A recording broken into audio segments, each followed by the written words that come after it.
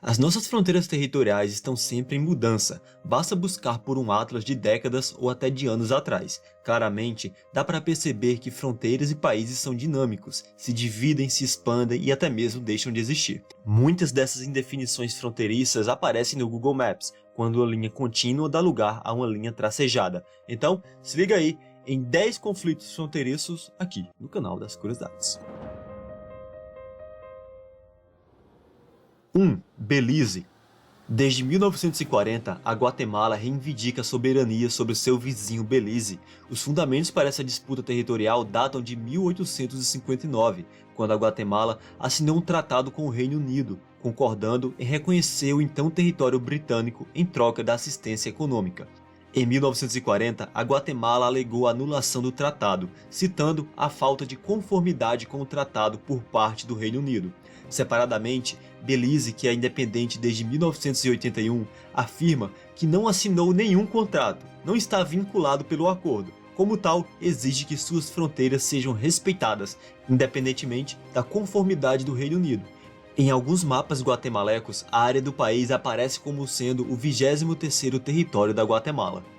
2. Ilhas Malvinas. Até o nome do arquipélago é motivo de disputa. O conjunto de ilhas ao sul do Oceano Atlântico é reivindicado tanto pela Argentina quanto pelo Reino Unido, tendo a tensão entre essas duas nações culminado na Guerra das Malvinas, em 1982. Os britânicos saíram vitoriosos e permanecem com o domínio do território, mesmo até hoje sem o reconhecimento argentino.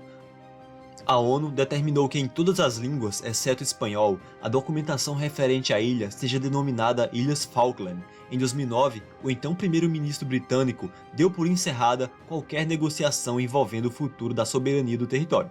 3. Gibraltar. Gibraltar é oficialmente um território ultramarino britânico desde que foi cedido pela Espanha como parte do Acordo de Utrecht em 1713. Esse estreito filete de terra localizado no extremo sul da Península Ibérica é menor do que o bairro de Copacabana, mas possui uma enorme importância estratégica no comércio mundial. E é, apesar do tratado, reclamado pela Espanha, ainda que sem conflitos significativos. A recente saída do Reino Unido da União Europeia colocou a disputa novamente em foco. Birtawil e o Triângulo de Halaib. Com tanta disputa de poder, eis que surge um pedaço de terra rejeitado por ambos os países fronteiriços. Egito e Sudão tentam empurrar um para o outro a responsabilidade sobre essa porção de terra entre os dois países. Em 1989, ano em que o Egito e Sudão ingressaram no Império Britânico, os britânicos estabeleceram uma fronteira política entre os dois países. 3 anos depois, em 1902, outro grupo de britânicos estabeleceu uma nova fronteira. Ela coincidiu praticamente com a primeira, mas não exatamente, formando então duas regiões disjuntas entre as fronteiras. Atualmente, o Egito afirma que suas fronteiras são de 1899, o que lhe daria controle sobre a região maior, conhecida como Triângulo de Halaib, e o controle de Birtawil estaria com o Sudão. Já o Sudão afirma que seus limites são de 1902, ou seja, ambos os países querem a maior parte, mas ambos querem jogar parte menor para o outro. Devido à falta de recursos naturais, nenhum dos países reclama a soberania da região.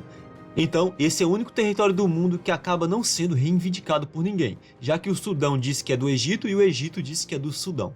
5. Ceuta e Melilla. São duas cidades na costa norte do Marrocos, mas que pertencem à Espanha. Uma está localizada bem ao norte, na porção africana do Estreito de Gibraltar, e a outra está na costa, um pouco mais a leste. Marrocos já solicitou a soberania repetidas vezes, mas aparentemente a população local rejeita as investidas marroquinas e a Espanha não demonstra qualquer interesse em tirar seu pé das terras africanas.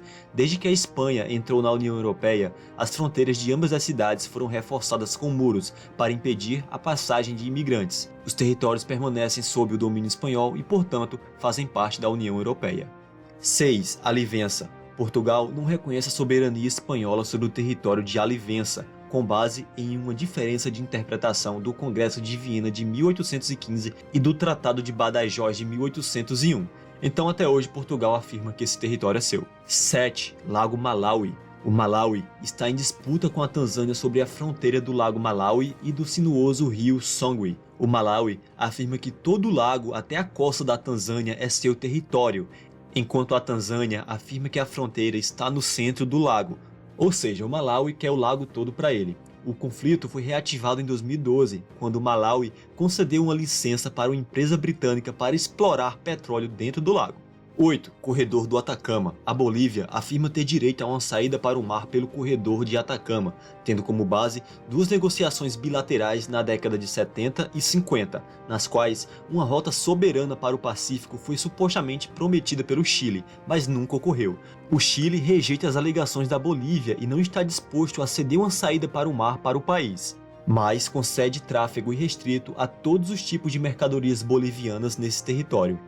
9. Ilhas Kurilas. A disputa de soberania sobre as Ilhas Kurilas, a nordeste do Japão, se dá desde a Segunda Guerra, quando passou a ser ocupado pela União Soviética em 1945.